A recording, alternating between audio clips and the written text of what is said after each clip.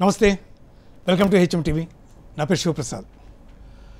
రాష్ట్రీయ స్వయం సేవక్ సంఘ్ 100 సంవత్సరాల వేడుక జరుగుతున్నటువంటి నేపథ్యంలో హెచ్ఎం టీవీ ప్రత్యేకంగా ఈ 100 సంవత్సరాల వేడుక మీద ఆర్ఎస్ఎస్ ఏం చేస్తోంది, ఎలా ఆర్ఎస్ఎస్ ఒక బలీయమైనటువంటి సంస్థగా వేళ్ళూరుకు పోయినటువంటి అతి భారీ మర్రి వృక్షంలా ఎలా మారింది, దీని వెనుక ఎంత కృషి ఉంది, ఆర్ఎస్ఎస్ చేస్తున్నటువంటి కార్యక్రమాలు ఏంటి, తదితర అంశాలన్నీ కూడా రాష్ట్రీయ స్వయం సేవక్ సంఘ్, దానికి అనుబంధంగా పనిచేసేటువంటి సంస్థలు, వాటికి సంబంధించినటువంటి ప్రముఖ వ్యక్తులతో చేస్తున్నటువంటి ఇంటర్వ్యూల పరంపరలో ఈ ఇంటర్వ్యూ కూడా ఒకటి. మనతో ప్రస్తుతం రాష్ట్రీయ స్వయం సేవక్ సంఘ్ ప్రచారక్గా 56 సంవత్సరాల అపార అనుభవం కలిగి 65 సంవత్సరాలు టోటల్గా ఆర్ఎస్ఎస్లో ఉండి ప్రస్తుతం 80 సంవత్సరాల వయసులో ఉండి కూడా రాష్ట్రీయ స్వయం సేవక్ సంఘ కార్యకలాపాల్లో చాలా యాక్టివ్గా పాల్గొంటున్నటువంటి రామచంద్రయ్య గారు మనతో ఉన్నారు. వారితో మాట్లాడి ఆర్ఎస్ఎస్కి సంబంధించినటువంటి అనేక విషయాలు తెలుసుకునే ప్రయత్నం చేద్దాం. నమస్కారం రామచంద్రయ్య గారు. నమస్కారం అండి. రాష్ట్రీయ స్వయం సేవక్ సంఘలో అనుభవం చాలా అపారమైనది. ఇంత అనుభవం గడించారు కదా మీరు. ఈ జర్నీ, ఈ 65 ఏళ్ళ జర్నీ, 65 ఏళ్ళు ఆర్ఎస్ఎస్లో, 56 సంవత్సరాలు పూర్తి స్థాయి ప్రచారక్గా, అంటే సంసారం, కుటుంబం, పిల్లలు అన్నీ పక్కన పెట్టి రాష్ట్రీయ స్వయం సేవక్ సంఘ్ కోసమే పనిచేసినటువంటి చరిత్ర మీది. ఈ 65 ఏళ్ల ప్రస్థానం మీకు ఎలా అనిపిస్తుంది? గొప్పగా ఉంది. బేసికల్గా మన యొక్క భారతదేశంలో ప్రజలందరూ కూడా తన యొక్క జీవితము, తాను, తన ఇల్లు, తన ఉద్యోగము, తన వ్యాపారము, తన ప్రగతి, తన పిల్లలు, అంతవరకే ఆలోచన. కానీ రాష్ట్రీయ స్వయంసేవక సంఘం పెట్టిన మహాపురుషుడు తాను బతకాలగాడు, తినాలి కాడు సంపాదించాలి, మిగతా తనకున్న శక్తి, సామర్థ్యము, తెలివి, చాకచక్యము, యవ్వనము, డబ్బు ఇవన్నీ కూడా దేశ ప్రజల కొరకే. తేరా తుచుకో అర్పణ క్యాలా ఆగే మేరా, హే భగవాన్, నీవిచ్చినటువంటి సర్వశక్తులు కూడా ఈ సమాజ రూపి అయినటువంటి ఈ ప్రజలకైనా సమర్పించాలి. ఈ ప్రజల యొక్క వికాసమే నా యొక్క వికాసము, ప్రజల యొక్క సుఖమే నా సుఖము అనే భావన కలిగినటువంటి లక్షలాది మంది వ్యక్తులని తయారు చేసేటటువంటి వ్యవస్థ రాష్ట్రీయ స్వయం సేవక సంఘం. ప్రతిరోజు తన పని తాను చేసుకుంటూ 1 గంట సేపు శాఖకు వచ్చి అక్కడ తన శరీరము, తన మనస్సు, తన బుద్ధి వీటిని వికసింపజేసుకుంటూ తాను, తన యొక్క కుటుంబము, తన ఉద్యోగము, తన వృత్తి వాటికి ఇచ్చే సమయాన్ని ఇస్తూ మిగతా మొత్తం సమయాన్ని కేవలము దేశకార్యము, ప్రజల కొరకు, సమాజం కొరకే సమర్పించే వ్యవస్థను నిర్మాణం చేస్తుంది ఆర్ఎస్ఎస్. ఓకే. బేసికల్గా ఇక్కడి ప్రజలలో ఎందుకో ధార్మిక భావన ఉంది, ఆధ్యాత్మిక భావన ఉంది, కానీ సామాజిక చింతన లోపించింది. ఈ ప్రజలంతా నా వాళ్ళందరికీ వికాసమే నా వికాసము, వీళ్ళందరే సమాజరూపి పరమేశ్వరుడు అనే భావన ఒకానొకప్పుడు ఉండింది. ఆదిశంకరాచార్య కాలంలో కానీ, చాణక్యుడి కాలంలో కానీ, అందరి కాలంలో ఉంది. మధ్యలో 1000 సంవత్సరాలు, ముఖ్యంగా 1200 సంవత్సరాల బానిస జీవితం గడిపిన కారణంగా విదేశీయులు, విధర్మీయులు, విజాతీయులు మనల్ని ఏలిన కారణంగా ఆ సమయంలో కేవలం మనల్ని మనం రక్షించుకోవడము, బతికుంటే బలసాగు తినొచ్చులే, మేము ఉంటే చాలు అనే ధోరణి కారణంగా ఈ సామాజిక సంస్కరణలు, సామాజిక లోపాలను దూరం చేయడము ఇవి కొద్దిగా దెబ్బతిన్నాయి. అందుకు దీన్ని ప్రారంభం చేసిన పూజనీయ డాక్టర్ హెడ్గేవర్జీ 1925లోనే ఇది గమనించి ఇక్కడ ప్రజలలో అందరిలో కూడా, ఏదో కొద్దిమంది ఒక సైన్యం కాదు, దేశ ప్రజలందరిలో దేశభక్తి, ధర్మనిష్ట, సమాజ చింతన, సేవా తత్పరత, పట్టుదల, జట్టు భావన, సమయపాలన ఈ లక్షణాలన్నీ ఉన్న వ్యక్తులు కావాలి. వాళ్ళు ఎక్కడొస్తారు? ఉపన్యాసాలు ఇస్తే రారు, గోడల మీద రాస్తే చదువుతారు, పోతారు, బెదిరిస్తే తాత్కాలికంగానే చేసినట్టు నటిస్తారు. కాబట్టి వాళ్ళ యొక్క హృదయాంతర్గతాలలో ఈ సమాజం ఎడ నా కర్తవ్యం కూడా ఉంది అనే భావన. The people the get the government what they deserve, యథా ప్రజా తథా రాజా. కాబట్టి సర్వసామాన్యమైన ప్రజలలో ఈ భావన నింపాలని వారు భావించారు. అయితే కొద్దిమంది ఏమనుకుంటారంటే ఈ రాష్ట్రీయ స్వయం సేవక సంఘ అని ఆర్ఎస్ఎస్ ఇదొక వర్గమేమో, ఇది కొద్దిమంది యొక్క పనేమో అనుకుంటారు. కాదు.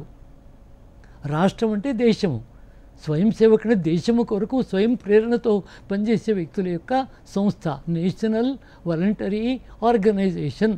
కాబట్టి ఈ దేశంలో ప్రజలందరిలో కూడా ఈ దేశభక్తి భావన అందరిలో కావాలి, కొందరిలో కాదు.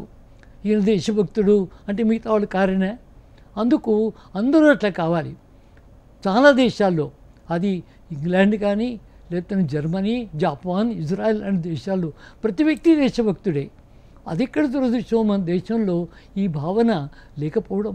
చదువుకున్నప్పుడు చదువు, ఉద్యోగం అప్పుడు ఉద్యోగం, పెళ్ళైనాక హనీమూను, తర్వాత పిల్లలు, ముసలాడైన తర్వాత విశ్రాంతి, వీడిని విమర్శించి వాడిని విమర్శించి ఉండడం. మరి మంచి పని చేయడానికి వీడి తీరిక దొరికేది ఎప్పుడు? నలుగురు మోసుకుపోయేప్పుడా? ఈ ప్రశ్నను ప్రశ్నించిన పూజన డాక్టర్ రెడ్డి గారుజీ ప్రతి వ్యక్తిలో ఈ దేశభక్తి కావాలని ఇది ఒక శాఖా పద్ధతి అనే పేరుతో ఆర్ఎస్ఎస్ను ప్రారంభం చేశారు. ఓకే. బేసికల్గా బడిలో, గుడిలో, అమ్మ ఒడిలో సంస్కారాలు లభించాలి. కానీ ఈ మూడు విచిత్రంగా దెబ్బతిన్నాయి. అందుకు ప్రతి ఊళ్ళో హనుమాన్ మందిరం ఉంది, ప్రతి ఊళ్ళో అమ్మవారి గుడి ఉంది.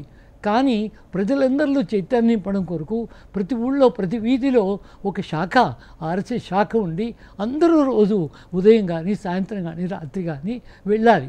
వాళ్ళు దాంట్లో పరిపూర్ణ మానవుడు కావాలి. కచ్చా వ్యక్తికో అచ్చా వ్యక్తి బనానా, సామాన్యమైన వ్యక్తిలో అసామాన్యమైన గుణాలు కలిగింపజేయాలని ఈ ఆర్ఎస్ఎస్ కార్యపద్ధతిని మొదలెట్టారు. ఓకే. ఇది మీకు ఎంత తృప్తినిచ్చింది? పరిపూర్ణంగా విపరీతమైనటువంటి హృదయ ఆహ్లాదము. కారణం ఏంటంటే ఏ స్వార్థము లేకుండా సమాజం అంతటితో కలిసి వాళ్ళందరితో ఆత్మీయత, ప్రేమ, బంధుభావన, వాత్సల్యము వీటితో ఎప్పుడైతే లీనమైపోతామో వాళ్ళందరిలో ఉన్న అమృత తత్వాన్ని మనం కొలడం, మన యొక్క ప్రేమమయ వాతావరణంతో వాళ్ళు మనతో ఆత్మీయంగా ఉండడం. ప్రపంచంలో ఆత్మీయత, ప్రేమ కంటే ఇంకా వేరే తృప్తి ఇంక ఉండదు. అందుకొరకు అందరిలో లీనమై ప్రతి ఒక్కరు కూడా దైవత్వాన్ని చూస్తూ ముందుకెడుతున్నాం. కాబట్టి మేము నిరంతరంగా ఆహ్లాదంగా, సంతృప్తికరంగా, ప్రశాంతంగానే ఉన్నామని మాకు అనిపిస్తుంది. రాష్ట్రీయ స్వయం సేవక్ సంఘ్ అనగానే దీన్ని రాజకీయాలకో లేకపోతే వాటికో వీటికో ముడిపెట్టడమో లేదా వీటి గురించి వ్యతిరేకంగా ఏదైనా మాట్లాడడమో, ఇదంతా మామూలు పరిపాటి అయిపోయినటువంటి నిత్యం ఏదో రకంగా వార్తల్లో ఉండేటటువంటి పరిస్థితి. అవును. ఆర్ఎస్ఎస్ ఏం చేసింది లేకపోతే ఎట్లా ఉంది అనేది సమాజంలో చాలా వరకు అందరికీ తెలిసినటువంటి అంశమే. అయితే ఆర్ఎస్ఎస్ చేసినటువంటి సామాజిక సేవా కార్యక్రమాలు వీటి గురించి ప్రస్తావించడం చాలా తక్కువగా జరుగుతూ ఉంటుంది. ఆర్ఎస్ఎస్ చేసినటువంటి సామాజిక సేవా కార్యక్రమాలు ఏమిటి, అలాగే విద్యా కార్యక్రమాలు ఏమిటి, సమాజానికి నిత్యం అవసరమైనటువంటి వైద్యానికి సంబంధించి చేసినటువంటి కార్యక్రమాలు ఏమిటి, సంఘంలో ఉన్నటువంటి ప్రతి వ్యక్తి కూడా న్యాచురల్ కలామిటీస్ ఏర్పడినప్పుడు కానీ లేదా దేశంలో ఏదైనా విపత్కర పరిస్థితి ఏర్పడినప్పుడు కానీ వీళ్ళు ఎలా కదిలారు, వీటికి సంబంధించినటువంటి అంశాలు చెప్పగలరా? బేసికల్గా ఈ దుష్ట ప్రచారం ఎందుకు జరిగి ఉంటుంది అని వెనక్కి తిరిగి ఆలోచిస్తే మన దేశానికి నాయకత్వం వహించిన పెద్దలు, ముఖ్యంగా స్వతంత్రం వచ్చాక ఈ దేశం యొక్క సంస్కృతి, సభ్యత, జీవన విధానంతో ఏమాత్రం సంబంధం లేకుండా విదేశీయమైనటువంటి భౌతికవాద పద్ధతిలో ముందుకెళ్ళడం, ఈ ఇజము, ఆ ఇజము, కమ్యూనిజము, సోషలిజము రకరకాల వాటితో వాళ్ళు ఓతప్రోతులై ఉన్న కారణంగా ప్రచారమే వాళ్ళకు మూల కారణం. దాంతో ఈ కమ్యూనిస్ట్ సిద్ధాంతంతో తనది కాను అన్నవాడిని ఎలిమినేట్ చేయడం వాళ్ళకి పని, వాడి మీద బురద జల్లడమే వాళ్ళ పని. గోబెల్స్ ప్రచారంని అందరితో చెప్తూ విపరీతమైన గోబెల్స్ ప్రచారం చేసింది వాళ్ళు. అందుకొరకు దీన్ని మొదటి నుంచి కూడా ఇక్కడ సంస్కృతి, ఇక్కడ సభ్యత, ఇక్కడ పరంపర, ఇక్కడ మహనీయులు, ఇక్కడ దేశభక్తులు, రాముడు, కృష్ణుడు, శివాజీ, రాణా ప్రతాప్, ఆజాద్, చంద్రశేఖర్, భగత్ సింగ్ ఇటువంటి వాళ్ళ గురించి ఎక్కడా ప్రస్తావించకుండా దాన్ని పక్కన పెట్టినందువల్ల ఆర్ఎస్ఎస్ అనగానే ఇదేదో పురాణ పద్ధతనో, ఇదేదో పుక్కిడి పురాణాన్ని తీసుకెళ్తుందనో, ఇదేదో క్రీస్తుపుడో 3వ శతాబ్దికి వెళ్తుందనో విపరీతంగా దుష్ట ప్రచారం చేశారు. దాన్ని పదవుల్లో ఉన్న వాళ్ళు కూడా సాగించారు. అయితే వాళ్ళు ఎందుకు వ్యతిరేకించారు? ఇంత మంచి దాన్ని, మంచి వ్యక్తులను తయారు చేస్తున్న దాన్ని కూడా వీళ్ళు ఎందుకు వ్యతిరేకించారంటే మనకు అనిపిస్తుంటుంది, రేపు పొద్దున వీళ్ళు బాగా పెరిగి నా పదవికి ఎక్కడ ఎసరు చేస్తారని వాళ్ళ భయం. పాత కథ చెప్తారు, పురాణ గాథ. ఎవరైనా ఒక వ్యక్తి అడవుల్లో తపస్సు చేసుకుంటూ ఉంటే ఇంద్రుడికి భయం వేసేదిట, ఇతను ఎక్కువగా తపస్సు చేసిన ఇంద్ర పదవికి ఎసరు పెడతాడేమో, అందుకు ఎవరినో రంభనో ఉరుసును పంపి వాడి తపస్సును భంగం చేసేవాట. అదేవిధంగా మనము మంచి వ్యక్తులను నిర్మాణం చేయడం కొరకు ప్రయత్నం చేస్తుంటే వీళ్ళు రేపు పొద్దున మా పదవులకి ఎక్కడ ముప్పు తెస్తారు, వీళ్ళు మమ్మల్ని పక్కదోసి వాళ్ళు పెత్తనం కూడా చేస్తారని భయముతో ఈ రకమైనటువంటి దుష్ట ప్రచారం చేసి నిరంతరంగా అణిచివేయడానికి ప్రయత్నం చేశారు. కానీ మట్టి బంతి అయితే కిందికి గట్టిగా కొడితే 36 ముక్కలు అవుతుంది. రబ్బర్ బంతి ఎంత గట్టిగా కిందికి కొడితే అంత ఎక్కువగా పైకి ఎగురుతుంది. ఆర్ఎస్ఎస్ రబ్బర్ బంతి లాంటిది. దీన్ని ఎంత అణిచివేయాలని చూస్తే ఈ యొక్క జాతి యొక్క మూలం నుంచి వచ్చింది కాబట్టి దీన్ని ఎవరేమీ చేయలేకపోయారు. ఇంకా అంతకంటే ఎన్నిసార్లు నిషేధించి దుష్ట ప్రచారం చేస్తే రబ్బర్ బంతిలాగా అన్ని రంగాల్లో అన్ని కోణాల్లో కార్మికుల్లో విద్యావంతుల్లో కొండల్లో కోనల్లో నిలుస్తుంది అన్ని వర్గాల్లో కులము వర్గము భాష వీటన్నిటికి అతీతంగా అందరిలో ఈ కార్యం ముందుకు వెళ్తూ పోయింది. దీనికి మూలం ఏమిటంటే ఈ ప్రజలందరిలో కూడా ప్రేమ భావాన్ని నింపడం. Intense love is the basis of our success అన్నారు పూజనీయ శ్రీ గురుజీ గోల్వల్కర్ రెండవ సరసంగీతాల గారు. సమాజం ఎడ అపరిమితమైన ప్రేమ వాత్సల్యము, సమాజం యొక్క వికాసమే నా వికాసం. నీ జీవిత లక్ష్యం ఏమిటి అంటే వీళ్ళందరిలో ఆహ్లాదాన్ని చూడడం, వాళ్ళ కళ్ళల్లో వెలుగు చూడడమే నా జీవిత లక్ష్యము. ఈ భావనతో ఆర్ఎస్ఎస్ పనిచేసింది. అయితే ఇప్పుడే కాదు, దీన్ని పెట్టిన ప్రారంభ రోజుల్లోనే ఎప్పుడో 1925లో నాగపూర్లో ప్రారంభించబడిన ఈ సంఘము రాష్ట్రీయ స్వయంసేవక సంఘము ఆ రోజుల్లోనే 1927 ఆ ప్రాంతంలో నాగ్పూర్ దగ్గరలోని దామోదర్ నది విపరీతంగా వరదలు వచ్చి గ్రామాలు కొట్టుకుపోతే పూజనీయ డాక్టర్ ఎడ్గవర్జీ అప్పుడున్న యువ స్వయం సేవకులను వెంట పెట్టుకొని ఆ గ్రామాల్లోకి వెళ్ళి అప్పుడే వాళ్ళకి రకరకాల సేవా కార్యక్రమాలు చేసి వాళ్ళని వరదల్లో ఉన్న వాళ్ళను రక్షించడం, ఇబ్బందుల్లో ఉన్న వాళ్ళకి భోజన సదుపాయాలు కలిగించడం ఆ రోజుల్లోనే ప్రారంభం చేశారు. ఈ కార్యం పెరుగుతున్నా కొద్దీ ఇటు దుష్టులను దుర్మాడుతూనే శిష్టులను రక్షిస్తూనే ఆ విధంగా ముందుకెడుతుంది. ఎలానైతే మహాభారతాన్ని చెప్పిన మహనీయుడు వ్యాసమహర్షి ఏం చెప్పాడంటే పరోపకారాయ పుణ్యాయ పాపాయ పరపీడనం. మొత్తం మహాభారత యొక్క సూత్రం అది. ఏమిటి? పరోపకారం చేయడం పుణ్యము, పాపం చేయడం ఇతరులకు కష్టాలు కనిపించేయడం పాపం అన్నాడు. ఆ విధంగా ఈ యొక్క మంచిని పెంపొందించడానికి చెడును చీల్చి చెందడానికి ఆర్ఎస్ఎస్ ముందుకు వచ్చింది. ఎప్పుడైతే ఈ దేశానికి విభజన జరగదని అందరూ అనుకున్నారు, ఇది అఖండమైన భారతదేశం, ఇది దేవనిర్మితమైంది, హిమాలయం నుంచి కన్యాకుమారి వరకు, కచ్చి నుండి కామరూపు వరకు ఇది అఖండమైనటువంటి భూభాగము. అందుకే వేదాల్లో చెప్పారు, తం దేవనిర్మితం దేశం హిందుస్థానం ప్రవక్ష్యతే.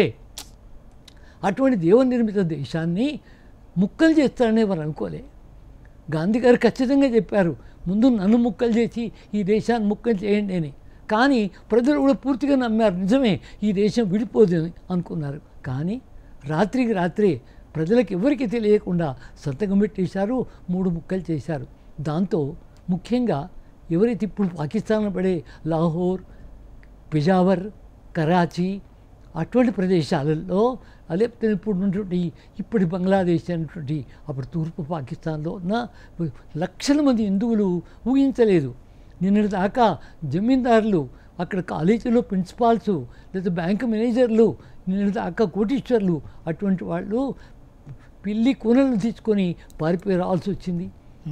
ఎంతోమంది చంపబడ్డారు, రక్తపాతము, రైళ్ళ శవాలతోటే పంపించారు.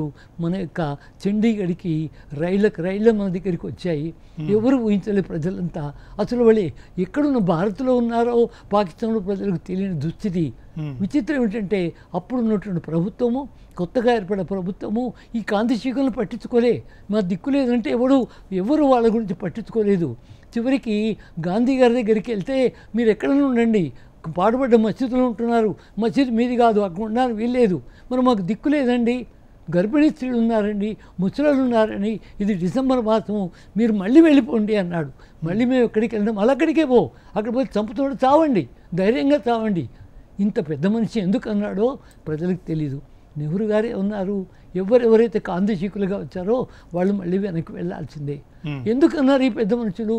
వాళ్ళకి స్పష్టత లేక ఈ జాతి ఎడా, ఈ ధర్మం ఎడా, ఈ ప్రజలేడా, ఈ సంస్కృతి ఎడా ఏమాత్రం కూడా అవగాహన లేకుండా తాత్కాలికమైనటువంటి వ్యక్తిగతమైన సుఖ సంతోషాలే వాళ్ళు కోరిన కారణంగా ఈ దేశము కనివినేరుగని రీతిన లక్షలాది మంది ఆ రోజున ఆహుతయ్యారు, కోట్ల మంది నిరాశ్రయులయ్యారు. ఆ సమయంలో ఆర్ఎస్ఎస్ చూస్తూ కూర్చోలే. అప్పటి సరసంగీతారక్ గారు, పరమ పూజనీయ గురుజీ గోల్వల్కర్ స్వయంసేకులందరితో చెప్పారు, ఎవరైతే వాళ్ళు పాకిస్తాన్ పడే ప్రదేశంలో చివరి హిందువు కూడా ఇబ్బంది పడకుండా వాళ్ళని రక్షించడం మీ బాధ్యత. అంటే వేల మంది స్వయం సేవకులు ఆ రోజుల్లో కరాచీలో కానీ, రావల్పిండిలో కానీ, లాహోర్లో కానీ చాలా శాఖలు ఉండేవి. ఒక నగరంలో 60-80 శాఖలు ఉండేవి. వేల మంది స్వయం సేవకులు వాళ్ళు ఇటు హిందువులను రక్షిస్తూ, దుష్టులను ఎదుర్కొంటూ తమ ప్రాణాలను కూడా ఎంతోమంది పొడగొట్టుకొని ఆ విధంగా వాళ్ళని సురక్షితంగా తేవడమే కాకుండా 3000 చోట్లలో ఈ యొక్క పంజాబ్ సురక్షా సమితి అనే పేరుతో ఆ పంజాబ్ నుంచి పారిపోయి వచ్చే వాళ్ళందరికీ కూడా గంజి కేంద్రాలని, షెల్టర్స్ని ఏర్పాటు చేసి వాళ్ళకి జీవితాలకు ఆధారం కలిగింపజేశారు. అప్పటి నుంచి మొదలుకొని దేశానికి ఆపద వచ్చినా, ప్రజలకు ఆపద వచ్చినా, ప్రకృతి వైపరీత్యాలు వచ్చినా, మానవుడు కలిగింపజేసే దుష్టశక్తుల యొక్క దుష్ట ప్రయత్నాలు వచ్చినా వాటన్నిటినీ ఎదుర్కొంటూ వాటి నుండి ప్రజలను రక్షించే బాధ్యతగా తాము తీసుకున్నారు. ఆర్ఎస్ఎస్ ఎప్పుడు కూడా ఇది మాది, మేము కాంట్రాక్ట్ తీసుకుని ఇది మా పని కాదు, ఇది ప్రజలందరి పని, మేమందరం చేస్తున్నాం, మీరు కూడా రండి అని అందరినీ కూడా దగ్గరికి తీసుకొని ముందుకెళ్ళారు. ఆ భావన ఉన్న వాళ్ళంతా కొత్త వాళ్ళు కూడా మనకు సహకరించడం మొదలెట్టారు. దేశం విభజన జరిగింది, ఎవరి పనిలో వాళ్ళు ఉన్నాములే, it is a settled fact అన్నాడు నెహ్రూ గారు. కానీ కాశ్మీర్ మొత్తం కబళిద్దామని పరిగెత్తుకొచ్చారు పాకిస్తానీ గుండాలు. యోజనాబద్ధంగా వాళ్ళు పశువుల కాపర్ల వేషాలు వేసుకొని వాళ్ళంతా కూడా తుపాకులు తీసుకొని మొత్తం కశ్మీర్ను కబళిద్దామని వచ్చారు. అప్పుడు దాన్ని మన స్వయంసేవకులు ఆ రోజున సమావేశం అవుతున్నారు శ్రీనగర్లో. అప్పుడు జమ్మూ కాశ్మీర్ స్టేట్ ప్రాంత కార్యవాహ అంటుంటారు, ప్రొఫెసర్ బలరాజ్ మధోక్ కార్యాలయంలో ఒక సమావేశం పెడుతున్నారు. రాత్రి 8 గంటలకి 40-50 మంది కార్యకర్తలతో సమావేశం అవుతుంటే ఆర్మీ చీఫ్ అకస్మాత్తుగా వెళ్ళాడు. ఏమండి, ఇట్లా ఆక్రమించడానికి దగ్గరికి వస్తున్నారు పాకిస్తాన్ యొక్క దురాగతంగా వాళ్ళు దుష్ట శక్తులు. మరి పొద్దుటికల్లా పటేల్ గారు సైన్యం దింపుతారట ఈ యొక్క శ్రీనగర్ ఎయిర్పోర్ట్లో. శ్రీనగర్ ఎయిర్పోర్ట్ ఏమో సరిగ్గా లేదు, అంతా కూడా అడ్డదిడ్డంగా ఉంది, అక్కడ రాళ్ళు రప్పలతో గుంతలతో ఉంది. పొద్దుటికల్లా దాన్ని శుభ్రం చేసి విమానాలు దిగేటట్టుగా శుభ్రం చేయాలి. దాని కొరకు వెంటనే 600 మంది వ్యక్తులు కావాలి. ఈ యొక్క పొద్దుటి లోపల పనిచేయడానికి 2 గంటల్లో కావాలి. కూలీలు అంటే ఎవరు రావట్లేదు. వెంటనే మధోక్ గారు ఏమన్నారు, మేము పంపిస్తాం అన్నారు. నిజంగానే 2 గంటల్లో 650 మంది కార్యకర్తలు వెళ్ళారు. తెల్లవారేపటికల్లా ఆ యొక్క శ్రీనగర్ విమానాశ్రయాన్ని చదును చేసేసారు. మొత్తం విమానాలు దిగుతూనే, ఆ విమానం దిగుతూనే సైనికులు అక్కడి నుంచే వెంటనే పరిగెత్తుకొచ్చి ఆ పాకిస్తాన్ దుష్టశక్తుల్ని వాడు తోబా తోబా తోబా అంటుంటే తరిమి కొట్టారు. ఆయువు భుట్టో మావో చవన్లై మారో కాటో సబ్కో హటావో అనే రీతిన వాళ్ళందరూ పరిగెత్తిపోయారు.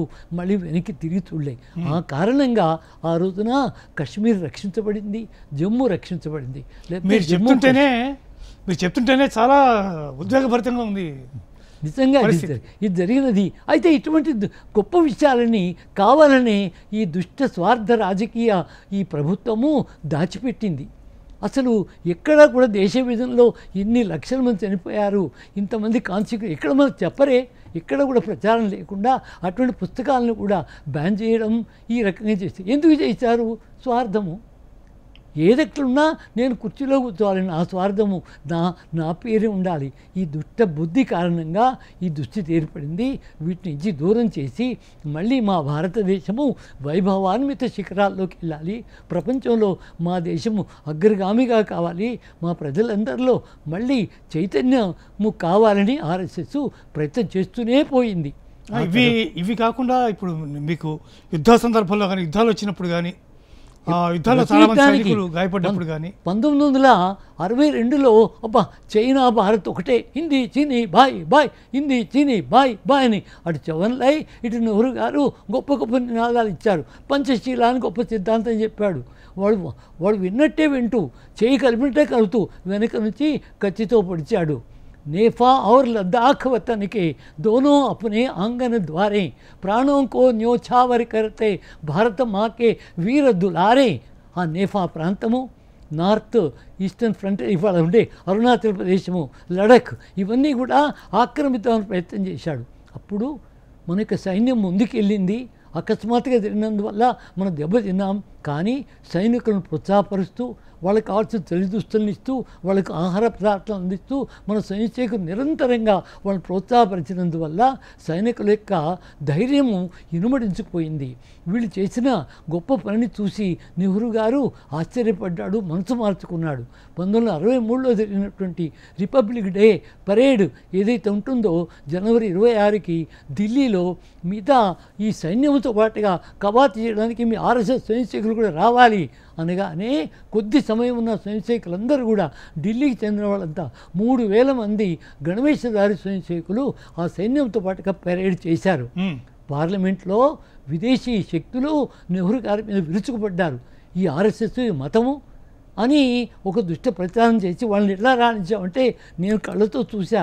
వాళ్ళు నిజమైన దేశభక్తులు, అందుకొరకు నేనే వాళ్ళని రాణించాను. వాళ్ళు పరీక్షా సమయంలో అసలు ఎవరు తేలిపోయిందని చెప్పి పరేడ్లో సంఘం ఉన్నది. 1965లో లాల్ బహదూర్ శాస్త్రి గారు మనకు ప్రధానమంత్రిగా ఉన్నప్పుడు పాకిస్తాన్ మళ్ళీ యుద్ధానికి వచ్చింది. అప్పుడు సైనికులతో పాటుగా పోలీసు కూడా యుద్ధ రంగానికి వెళ్లాల్సి వచ్చినప్పుడు పటేల్ గారు పిలిచారు మనకు స్వయంసేవకులని. అప్పుడు మన స్వయంసేవకులు ఢిల్లీ నగర వీధులన్నింటినీ కూడా రక్షించాడు. అంతేకాదు లాల్ బహదూర్ శాస్త్రి గారు ఉన్నప్పుడు తాను ఆంతరికమైన ప్రముఖులతో సమావేశం పెట్టాడు. రక్షణ మంత్రి వైవి చవాన్ గారు, ఇటు మరి రక్షణ సంబంధించినటువంటి సైనిక అధికారులు, పరంపోయిన గురూజీని కూడా దాంట్లో కూర్చోబెట్టారు.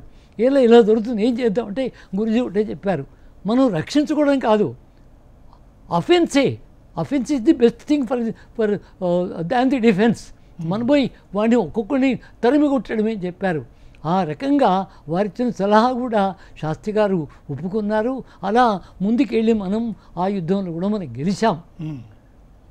1971 యుద్ధం అప్పుడు కూడా మొత్తం ఏతుందో బంగ్లాదేశ్ పైన వాడు అక్రమ పాకిస్తాన్ చేసినప్పుడు అటు సైన్యంతో పాటుగా మన స్వయంసేవకులు సహకరించారు. ఇట్లా దేశానికి, దేశ సరిహద్దులకి, దేశ యొక్క సార్వభౌమత్వానికి ఏ ఇబ్బంది వచ్చినా అందరికంటే అగ్రగామిగా తమ ప్రాణాలను, తమ జీవితాలను, తన కుటుంబాలను లెక్క చేయకుండా వేలాది మంది స్వయంసేవకులు ముందుకెళ్ళారు. గోవా విముక్తి జరగాలి అంటూనే ఉన్నారు పోర్చుగీస్ నుంచి. అప్పుడు కర్ణాటకలోని జగన్నాథరావు జోషి గారి నాయకత్వంలో మొత్తం దేశం నుంచి వందలాది మంది స్వయంసేవకులు వెళ్ళి అక్కడ సత్యాగ్రహాలు చేశారు. వాళ్ళు నానా చిత్రహింసలు పెట్టారు. సాక్షాత్తుగా మంచి ఏనుగు లాంటి గట్టిగా ఉన్నట్టు జగన్నాథరావు జోషి గారిని కాళ్ళు కట్టేసి పైకి తాళ్ళతో కట్టేసి తలకిందులుగా వేలాడదీసి కొట్టారు. అయినా వీళ్ళందరూ కూడా సత్యాగ్రహం చేసి చివరికి గోవా విముక్తి చేశారు. లేని పక్షంలో గోవా డమన్ భారత్లో ఉండకపోయేది. ఇలా అయితే ఆర్ఎస్ఎస్ ఎప్పుడు ప్రచారం చేసుకోదు, అవసరం లేదు అని మా ఆలోచన. ఇప్పుడు అవసరం వచ్చింది, తప్పకుండా ప్రచారం చేస్తూనే ఉన్నాము. కానీ మౌలికంగా ఈ దేశ రక్షణ చేయడము, నా ప్రజల్ని రక్షించడము నా జీవన కర్తవ్యము.